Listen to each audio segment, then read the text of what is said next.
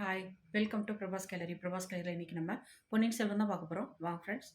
என்னால் இயன்ற பொன் தனத்தையும் உங்களுக்கு நான் சமர்ப்பிக்கிறேன்னு சொல்லி 5 களஞ்சு நாணயங்களை வந்தியத்தேவன் ஜோசியர்கிட்ட கொடுக்குறான்.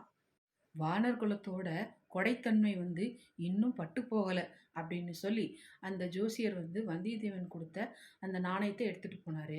வந்தியத்தேவன் பலவிதமான சிந்தனையோட போய்கிட்டு இருந்தான். அவ்வப்போது அவன் கண்ணில் எதிர்பட்ட இந்த காட்சிகள் அவனுடைய சிந்தனையிலிருந்து விலக்கி இந்த உலகத்துக்கு கொண்டு வந்துச்சு. கடைசியில அரிசலாற்றங்கரையை அடைஞ்சான். அப்போ ஆற்றங்கரை பக்கத்துல பெண்களுடைய குரல்ல ஐயோ ஐயோ முதல்ல முதல்ல முதல்ல அப்படின்னு சொல்லி ஒரு அபய குரலையும் கேட்கிறான். குரல் வந்த திசையை நோக்கி வந்தியத்தேவன் குதிரையை தட்டி விட்டு புறப்பட்டான். அங்க பலருடைய முகங்கள்ல பீதி தெரிஞ்சுது. அதிசயம் பாருங்க, அந்த 2 பேருமே ஜோசியர் வீட்டுல பார்த்த அந்த 2 பெண்மணிகள் தான். அதோட ஒரு பயங்கரமான முதல வேரோட வேராக தண்ணியிலையும் மண்ணுலையும் முதல்ல வாயை பொளந்து வந்துட்டு இருந்தத வந்தியத்தேவன் பார்த்தான். என்ன செய்யணும் அப்படிங்கிறத ஒரு கணத்துக்கு மேல அவன் சிந்திக்கவே இல்லை. கையில இருந்த வேலை ஒரே வீச்ச வீசி குறிபார்த்து எரிஞ்சான்.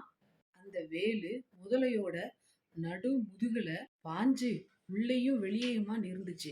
உடனே உடவாளை உருவிக்கிட்டு ஒரேடியா அதை கொன்றணும் அப்படின்ற நோக்கோட அவன் வேகமா நோக்கி பாய்ஞ்சான். அந்த சமயத்துல பெண்கள் ரொம்ப கலகலன்னு சிரிக்கிறத கேட்கவும் அவனுக்கு ரொம்ப நாராசமா இருந்தது.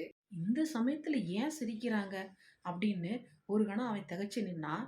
அந்த திகைச்சு நின்ன பெண்களை திரும்பி பார்க்கும் பொழுது இவ்வளோ நேரம் ஐயோ ஐயோ முதலன்னு கத்திட்டு இருந்த அதே 2 பெண்கள் தான். உடனே வந்தியத்தேவன், பெண்களே கொஞ்சம் சும்மா இருங்க, எதுக்காக சிரிக்கிறீங்க? அந்த பெண்மணி எதிர்ப்புறத்துல இருந்து எல்லாரையும் விலக்கிக்கிட்டு முன்னாடி வந்தா. ஐயா, தங்களுக்கு ரொம்ப வந்தனம், நீங்க வீணா சிரமப்பட வேண்டாம் அப்படின்னு சொல்றா. ஓகே, பாய்.